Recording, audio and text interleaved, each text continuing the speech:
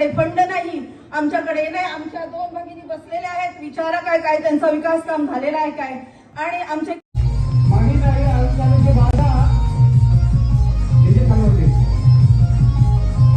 धंदा करणारा कोण असतो हेही जरा जनतेने सांगावं. जे मला बोलत होते ना की तू कॉन्ट्रॅक्टर आहेस, कॉन्ट्रॅक्टर कार्यकर्ता होऊ शकत नाही का? कॉन्ट्रॅक्टर कार्यकर्ता होऊ शकत नाही का? या जनतेने मला सांगायचं. तुम्ही मला कॉन्ट्रॅक्टर म्हणून बघता की कार्यकर्ता म्हणून बघता? कोण कोण हे त्याच्यापर्यंत आवाज जाऊ द्या, बाजूलाच आहे. जो नेता इथून गेलेला आहे ना त्याला सांगावं, या नागोठणा जिल्हा परिषद मतदारसंघामध्ये शिवसेनेचा भगवा होता.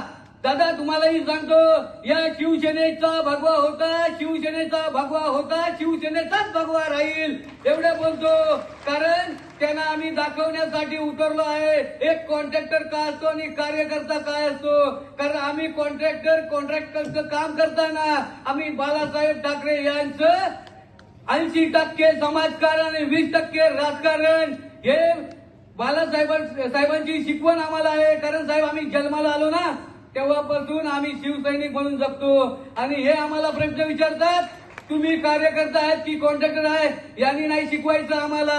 कारण आम्ही या भूमीमध्ये जन्माला आलेलो आहे, या रायगडच्या भूमीमध्ये जन्माला आलेला मनोज खांडेकर आहे, यांनी आम्हाला शिकवायचं नाही कार्यकर्ता आहे की कॉन्ट्रॅक्टर आहे.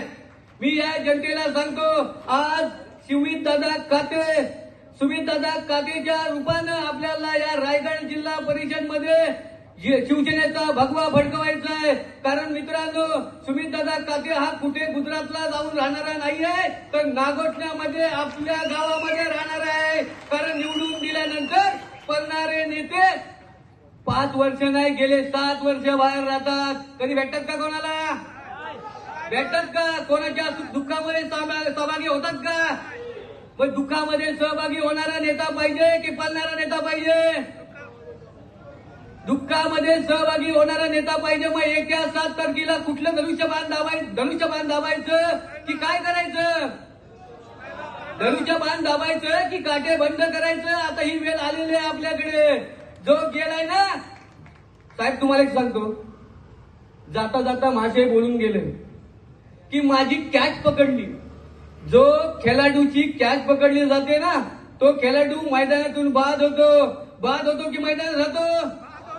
बाद होतो ना. मग त्याला बाद करण्याची वेळ आलेली आहे. आणि आता आपण सर्वांनी मिळून जो बाद झालेला खेळाडू आहे त्याला कायमचा बाद करून ठेवायचा आहे. आता येत्या 7 तारखेला धनुष्यबाण या बटनासमोरील बटन दाबून तसेच मशाल या चिन्हावरील बटन दाबून आपल्या तिन्ही उमेदवारांना आपल्याला जिल्हा परिषद आणि 2 पंचायत समितीवर पाठवायचे आहेत आणि आपला विकास हाच आमचा ध्येय. एवढे बोलतो आणि माझी 2 शब्द संपवतो. जय हिंद, जय महाराष्ट्र.